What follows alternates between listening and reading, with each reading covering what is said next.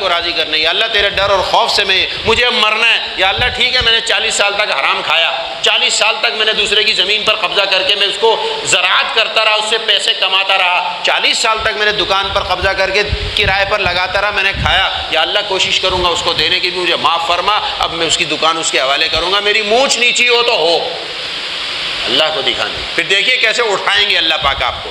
अब तक जो ज़िल्लत की ज़िंदगी 40 साल गुजरी है, इसके बाद वाली ज़िंदगी और इस ज़िंदगी में अल्लाह के लिए छोड़ के देखें, देखिए फिर अपनी ज़िंदगी में खुद ही फ़र्क महसूस करेंगे आप। ये कुरान और हदीस के खुलासा और लुब्बे लुबाब, हमें इसका पाबंद होना है।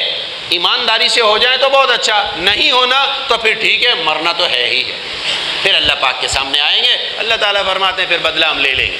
जगह जगह कुरान करीम में ये कहा कि फ़उनब्बिउकुम बिमा कुंतुम तामलून इलैहि मरजिउकुम इलैहि मरजिउन, का तुम्हारा लौटना हमारी तरफ है, फिर हम बता देंगे तुम क्या करते रहते थे।